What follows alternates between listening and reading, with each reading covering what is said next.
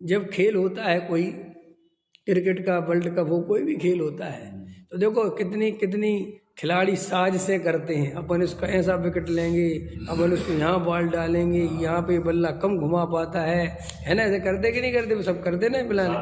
हाँ, कल अखबार में आया, नासिर हुसैन ने कहा हम लोगों ने सचिन तेंदुलकर को आउट करने के लिए हजारों मीटिंग करी होगी। समझ में आया? यही मीटिंग चलती थी, उसको आउट कैसे करें। और मजेदार बात है कि जब जब मीटिंगें करी वो आउट नहीं हुआ। अब समझ गए ना? तो ऐसे मैं उसको देख रहा था कि देखो क्या है कि भाई ये प्लान करते हैं, दोनों तरफ की टीमें प्लान करते हैं, खूब राजनीति, खूब दिमाग लगाते, ऐसे करेंगे, ऐसे करें, ऐसे करें। और क्रिकेट ग्राउंड पे जाते हैं और सच पूछो, बॉलर जहाँ बॉल सोच के जाता है कि आज यहाँ फेंकनी है, वो वहीं नहीं पड़ती। समझ में आया? और छक्का चौके पड़ते हैं, और कभी जिस बॉल पे सोच के नहीं डालता आउट हो जाता है। अब देखो, आउट हुआ तुम्हारे सोचने से नहीं हुआ, नहीं हुआ वो तुम्हारे सोचने से नहीं हुआ, तुमने भ्रम में ही सोचा ना।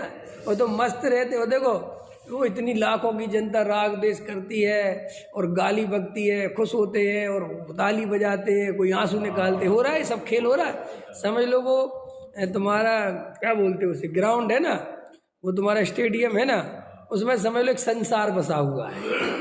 एक संसार की कल्पना कर लो कि ऐसा संसार है और उसमें सब जीव बैठे हुए, ठीक है, और कोई रो रहा है, कोई हंस रहा है, कोई कुछ हो रहा है। अब देखना, और मैच खत्म हुआ, फिर क्या होता है? मैच खत्म हुआ फिर क्या होता है? को बस सब वहीं का वहीं छोड़ा, 2-4 मिनट हर्षोक हुआ, अपने अपने घर चले गए। बोलो, अभी बराबर वाला रो रहा था, साथ में बैठ के गया वो तुम्हारे साथ है? ऐसा भी तो होता है, हम इस टीम के हैं, वो उस टीम का है, वो खुश हो रहा था और हम, और बाद में मैच खत्म हुआ, अब दोनों बराबर हो गए, क्या जीतने वाला भी और हारने वाला भी सब बराबर, खत्म। थोड़ी ऐसे ही श्री गुरु कहते, संसार में तुम व्यर्थी हर्षोक करते हो, अभी थोड़ी देर बाद ये खेल खत्म हो जाएगा। ये मेरा पुत्र, ये मेरी पत्नी, ये मेरे बच्चे, ये कभी हर्षित होते हो, कभी शोक होते हो, कभी मजा आता है, और थोड़ी देर बाद ये धीरे धीरे 50 ओवर का खेल खत्म हो जाएगा। ख्याल में आया?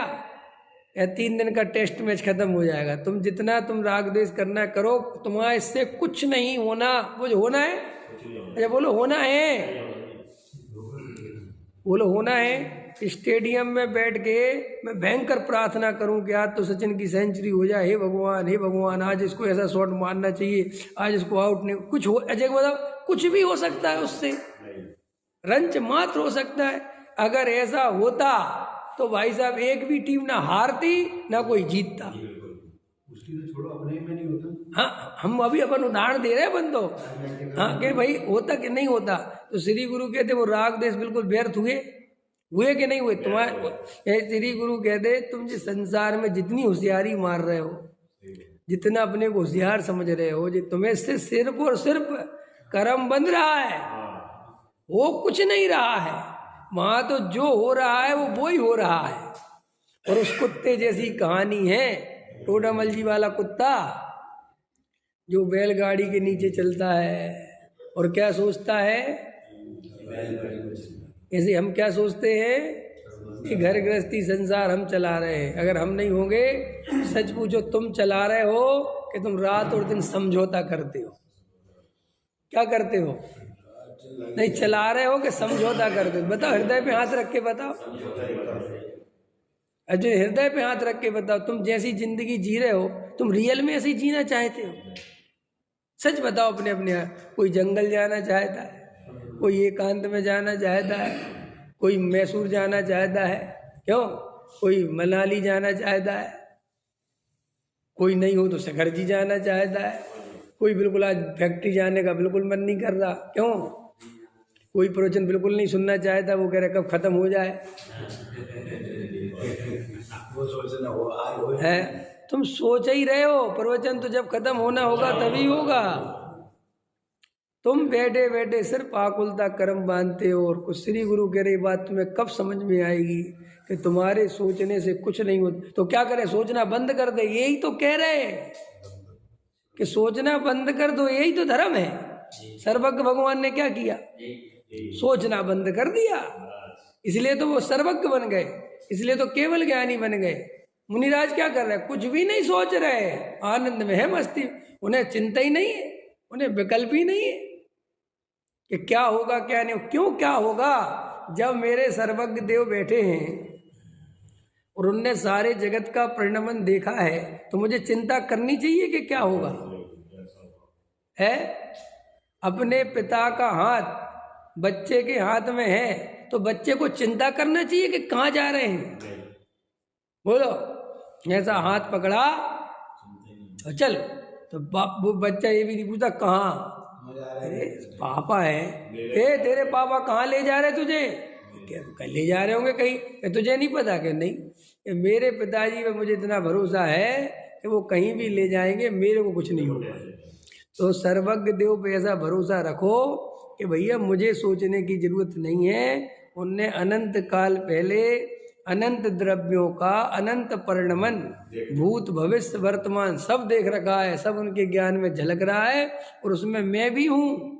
और मेरा परिणमन जिस समय जैसा होना है वो अनंत काल पहले सुनिश्चित है। मैं तो बिल्कुल चिंता नहीं करूँगा। तो चिंता नहीं करोगे तो क्या करोगे? बोलो रमेश जी बताओ, चिंता नहीं करोगे तो क्या करोगे? चिंता करने होगा क्या? हाँ, वो तो हमने ही बता दिया, वो तुम थोड़ी बता। हम तो ये कह रहे चिंता नहीं करोगे तो क्या करोगे। अब देखो, अब जी देखो प्रश्न है, चिंता नहीं करोगे तो क्या करोगे? बताओ पंकज जी, चिंता नहीं करोगे तो क्या करोगे? देखो वे कह रहे कुछ नहीं करेंगे। अभी मेरा प्रश्न समझ नहीं रहे हो, मैं फिर से पूछूं, चिंता नहीं करोगे तो क्या करोगे? देखो हाँ, आज सुनो तो, चिंता नहीं करोगे तो क्या करोगे प्रश्न है। इतना सरल जवाब था कि चिंता नहीं करेंगे तो आनंद ही करेंगे फिर, क्योंकि दुख क्या है? चिंता। और जब चिंता गई तो क्या बचा? आनंद। अरे हमारा सारा जो दुख है, जो आकुलता है, वो हमारी चिंता ही करने से तो चल रहा कि ऐसे काम बन जाए, ऐसे काम बन जाए, ये हो जाए, ऐसे हो जाए, ये दुख है ना। अब आचार्य कहते ये तुम्हारा दुख छूट गया, तो अब क्या बचा? कि आनंद। अब कोई दुख बचा? आनंद ही आनंद बचा। अब कुछ, अब रमेश जी कह रहे कि अपने में आ गए होते तो फिर यहाँ थोड़ी बैठे होते। हाँ भाई सच्ची बात है, लेकिन अपने में आने के दो तरीके हैं। एक पहले श्रद्धा से आया जाता है, ज्ञान से आया जाता है, और फिर एक चारित्र से आया जाता है। तो अभी जो चर्चा चलती है वो श्रद्धा से आने की चलती है। चारित्र से आने की तो तब चलेगी जब श्रद्धा में आ जाओगे, और जिस दिन चारित्र में आ जाओगे उस दिन फिर यहाँ नहीं आएंगे। यहाँ तब तक आना पड़ेगा जब तक चारित्र में नहीं आ जाएंगे। श्रद्धा में आ जाओगे तो भी यहीं आना पड़ेगा, क्योंकि सम्यक दृष्टि देव शास्त्र गुरु के सानिध्य में रहता है। क्यों रहता है? क्योंकि उसे पता है कि पर में तो ये ही है हमारे गुरु महाराज। ये संसारी जीव तो शरणभूत है नहीं, ये मोहनियों के बीच में क्या मिलेगा है? क्या मिलेगा?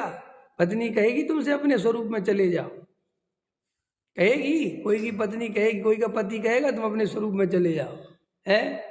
कोई नहीं कहता। बेटा कहेगा पापा अपनी आराधना करो, कोई नहीं कहे। सब अपने अपने सुख को रोवे, वे तो तुम्हें लौचेंगे, लाओ हमारा सामान दिलवाओ, हमें ये दिलवाओ। तो पंच परमेष्टि की शरणभूत ही सम्यक दृष्टि। बाहर में अंदर तो रह नहीं पाता, अगर अंदर रह जाता तो बात ही खत्म हो जाती। अंदर तो रह नहीं पाता, टिक नहीं पाता।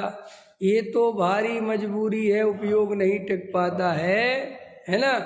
ऐसे अपना सम्यक दृष्टि जानता है कि भाई बाहर में तो मैं, अंदर में तो टिक नहीं पा, तो फिर बाहर में क्या देखता है कि जो स्त्री पुत्र कुटुंब परिवार हैं, ये तो मेरे मोह को बढ़ाने वाले हैं, ये तो आकुलता में निमित्त हैं। ये पंच परमेष्टि ही हैं जो अपने स्वरूप में मग्न हैं, और इनके पास जाता हूँ तो अपने स्वरूप की ही मग्नता, अपने स्वरूप की याद बनी रहती है। इसलिए लोक में सम्यक दृष्टि को पंच परमेष्टि शरणभूत कहे गए हैं। तो इसलिए पंच परमेष्टि की शरण में तो सम्यक दृष्टि रहता ही है, लेकिन वो अंदर से जानता है कि असली शरण तो आत्मा ही है।